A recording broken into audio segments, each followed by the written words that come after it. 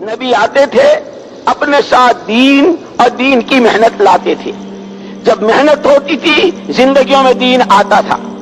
نبی جب چلے جاتے تھے تو محنت کا سلسلہ منقطع ہو جاتا تھا.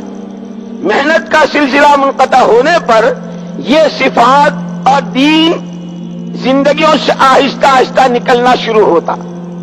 صرف دین نہیں نکلتا تھا، اس کی جگہ بے دینی لے لیتی تھی. جب وہ بے دینی، جب شرک، نافرمانیاں، بد اخلاقیاں، معاشرت کی گندگیاں، معاملات کی الجھنیں، اغراض اور دنیا پرستی اور دنیا طلبی اور جاہ طلبی جب اپنی انتہا کو پہنچ جاتی تھی، پھر اللہ کو اپنی مخلوق پر ترس آتا، پھر خدا ایک نبی کو بھیجتے. امام بخاری رحمۃ اللہ علیہ فرماتے ہیں، بخاری شریف میں موجود ہے، کلما ہلک نبی خلفہ آخر. جب ایک نبی تشریف لے جاتے دوسرے نبی آتے، پھر وہ نبی اپنے ساتھ دین اور دین کی محنت لاتے، محنت کرتے، آہستہ آہستہ لوگوں کی زندگی کا رخ صحیح ہوتا، لوگوں کی زندگیوں میں دین آنا شروع ہوتا.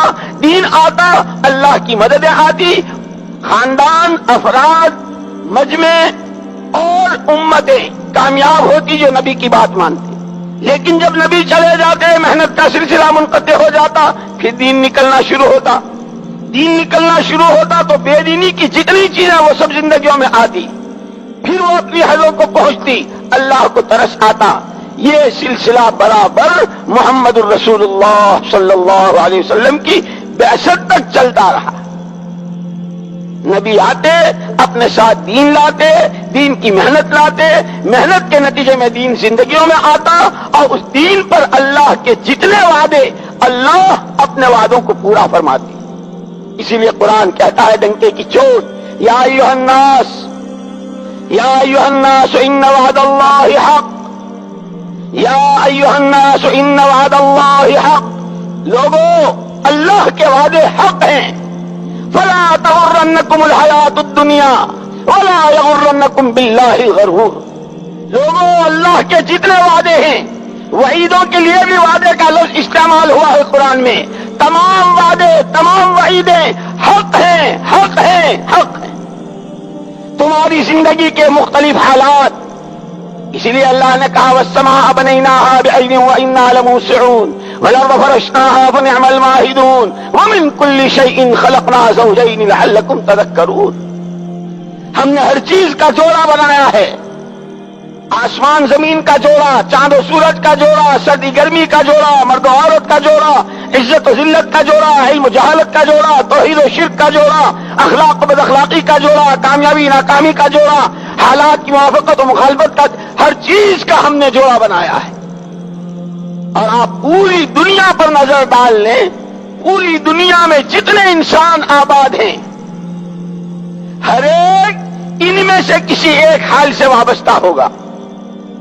یا تندرست ہوگا یا بیمار ہوگا، جوان ہوگا یا بوڑھا ہوگا، عزت میں ہوگا یا ذلیل ہوگا، کاروبار خوب اچھے چل رہے ہوں گے یا ٹھپ ہو رہے ہوں گے. پوری دنیا میں جتنے مرد، جتنی عورتیں، ہر ایک ان میں سے کسی نہ کسی ایک حال سے وابستہ. انہیں قرآن یہ کہہ رہا ہے لا تغرنکم الحیات الدنیا،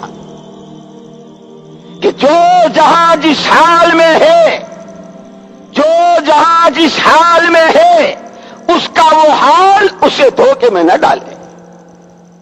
مال والے کو مال، حکومت والے کو حکومت، عہدے والے کو عہدہ، تندرستی والے کو تندرستی، جوانوں کو جوانی، جس پہ جو حالات اچھے ہیں ان کے وہ حالات انہیں دھوکے میں نہ ڈالے.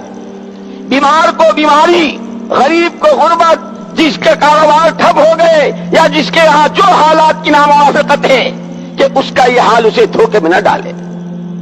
کیوں؟ کہ جس پر جس وقت جو حال ہے، جس پر جس وقت جو حال ہے، ایک فرد کی سطح سے، ایک خاندان پر، شہر پر، محلے والوں پر، صوبے والوں پر، ملک والوں پر، بر اعظم والوں پر، اور عالم کے 5 بر اعظم کے ہر فرد بشر پر، جس پر جو حال جس سطح سے ہے، ہمارا ایمان ہے، ہمارا عقیدہ ہے، کوئی درخت کا پتا ہل نہیں سکتا، پانی کی بوند اپنی جگہ سے حرکت نہیں کر سکتی جب تک اللہ کا ارادہ نہ ہو. جتنے حالات ایک فرد کی سطح سے لے کر عالم کی 4 سمتوں میں بستے والے انسانوں پر ہے، صرف اور صرف اللہ ہی کے ارادے اور مشیت سے.